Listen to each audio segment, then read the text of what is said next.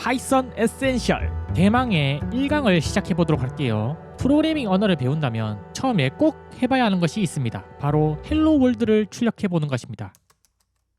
우리는 지금 아무것도 모르는 상태이지만 일단 무작정 따라해봅시다. 출력을 하기 위해선 파이썬의 내장 함수를 사용해야 하는데요. 내장 함수란 용어에 너무 겁먹지 마세요. 파이썬이 가지고 있는 기본 기능이라고 생각하시면 됩니다. 함수에 대한 내용은 나중에 자세히 다뤄볼게요. 프린트라는 함수를 사용할 겁니다. 프린트 함수는 괄호 안의 결과를 우리에게 출력해줍니다. 그럼 프린트 헬로 월드라고 쓰면 어떤 의미일까요? 헬로 월드를 우리에게 출력해줘 라는 의미입니다. 그런데 헬로 월드에 쌍따옴표가 붙어있죠. 숫자가 아닌 문자의 값은 쌍따옴표를 붙여줘야 합니다. 저랑 코드를 같이 써보면서 결과를 확인해 볼까요? 첫 시작이기 때문에 폴더를 하나 만들게요. 저는 바탕화면에 만들겠습니다. 폴더 이름을 에센셜이라고 지을게요. 그 후 비주얼 스튜디오 코드에 들어가셔서 파일 오픈 폴더로 들어갑니다. 방금 전에 만든 폴더를 클릭해주세요. 그러면 왼쪽 익스플로러 탭에 폴더가 열려있는 것을 볼 수 있습니다. 파이썬 코드를 작성하려면 파일을 만들어야 합니다. 왼쪽 익스플로러 탭에 마우스를 올리면 폴더 이름 옆에 종이에 플러스가 붙어있는 아이콘이 있죠. 그 버튼이 바로 파일 생성 버튼입니다. 클릭하면 밑에 타이핑할 수 있는 칸이 생깁니다. 그 칸에 저는 print.py라고 적겠습니다. print는 파일 이름, py는 파이썬 파일의 확장자입니다. 다른 파일 이름을 쓰신다면 제가 쓴 print를 여러분이 원하는 파일 이름으로 바꾸시면 되겠죠. 앞으로도 파이썬 파일을 만들 때 이런 방식으로 만드시면 됩니다. 파일까지 생성을 해봤으니 이제 코드를 작성해 볼게요. 아까 들었던 예시를 그대로 써볼게요.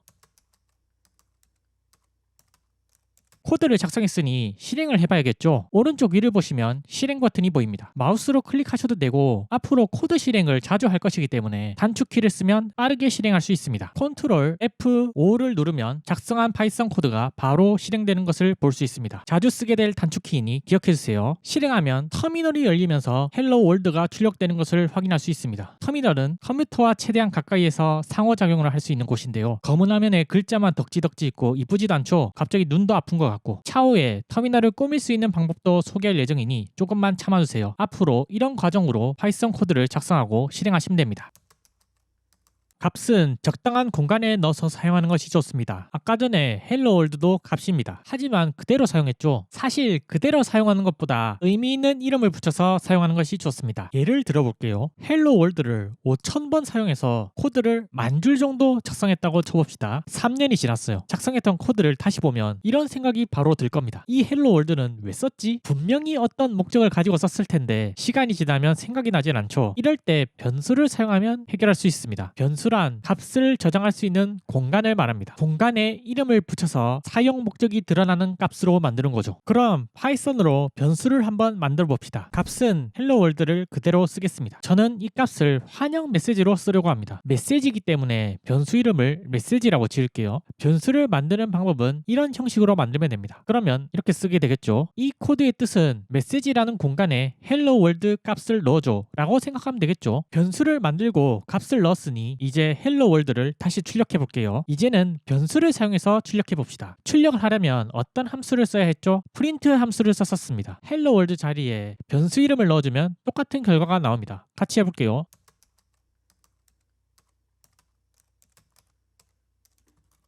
실행해보면 헬로 월드가 나오는 걸 볼 수 있습니다. 변수 이름을 쓰니까 목적이 더 명확해지지 않나요? 나중에 봐도 이 코드는 메시지를 출력하는 거구나 바로 알아차릴 수 있습니다. 변수를 쓰는 이유가 또 있습니다. 헬로 월드를 한번 출력하고 두 번째는 안녕이라고 출력하고 싶어요. 환영 메시지라는 건 변함이 없습니다. 어떻게 하면 될까요? 우리는 메시지라는 공간을 만들어 뒀습니다. 헬로 월드를 안녕으로 바꾸면 되겠죠. 그러면 어떻게 쓰면 될까요? 이렇게 쓰면 헬로 월드 대신 안녕이 메시지 변수에 넣어집니다. 그러면 메시지를 한 번 더 출력해 볼게요.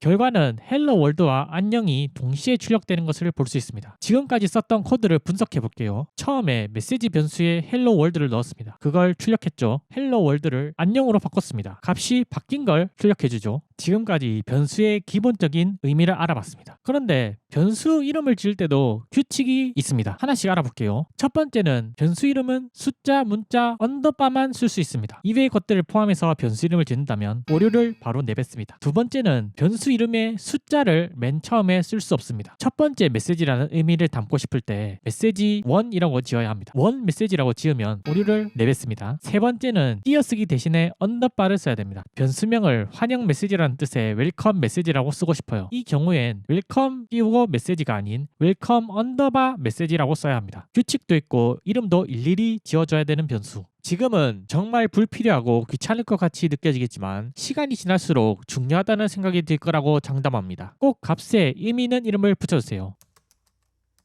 타입이라고 하면 저는 포켓몬이 생각나는데요. 피카츄는 전기 타입 포켓몬이죠. 파이리는 불꽃 타입 포켓몬입니다. 이처럼 파이썬에는 값마다 타입이 존재합니다. 파이썬의 데이터 타입들을 하나씩 알아볼까요?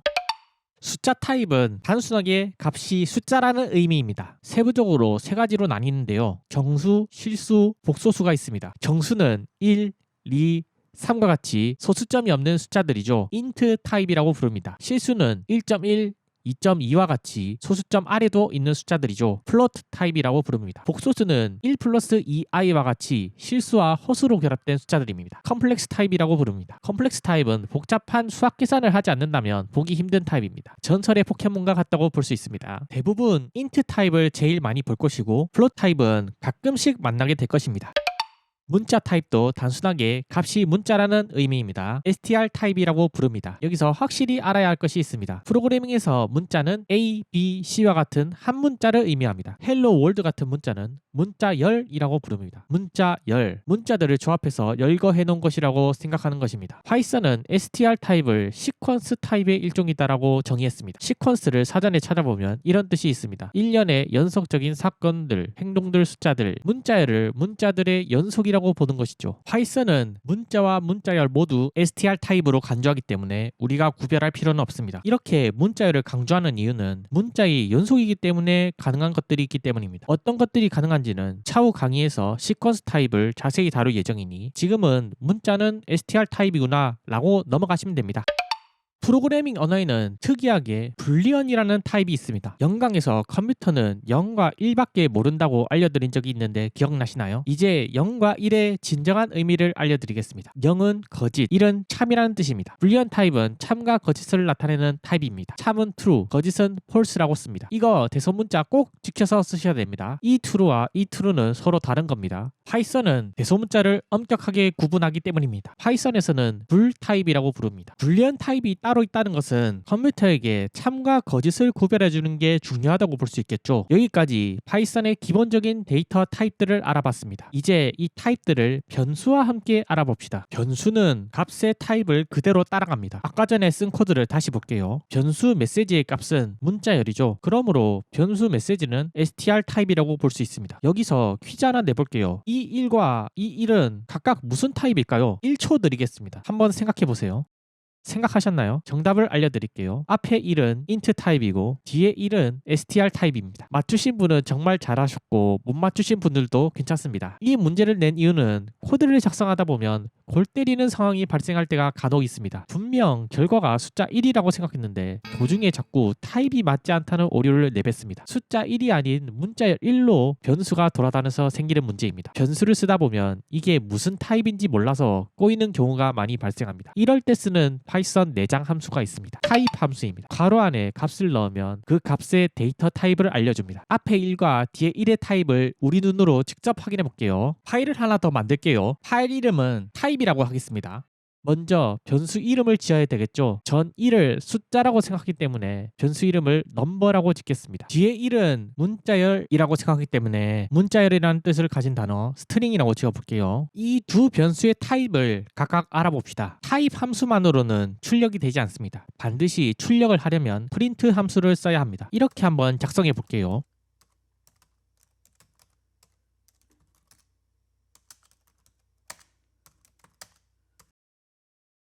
첫 번째 줄은 넘버 변수의 타입을 출력해줘 라는 뜻이 되겠네요. 두 번째 줄은 스트링 변수의 타입을 출력해줘 라는 뜻이 되겠고요. 실행해 볼게요. 실행하면 이런 결과가 보이게 됩니다. 넘버는 int 타입, 스트링은 str 타입이라고 알려주고 있습니다. 지금까지 나온 타입들을 정리해 볼게요. 숫자 타입에는 정수 int, 실수 플롯, 복소수 컴플렉스, 시퀀스 타입에는 문자열 str, 불리언 타입에는 불이 있습니다. 여기까지 출력을 하는 방법과 변수의 의미, 기본적인 데이터 타입까지 알아봤습니다. 오늘 내용이 이해가 잘 안 가더라도 너무 걱정하지 마세요. 앞으로도 계속 사용하는 기본적인 것들이기 때문에 계속 보면 익숙해질 거라고 생각합니다. 이번 강의는 여기서 마치겠습니다. 다음 강의를 기대해 주세요. 감사합니다.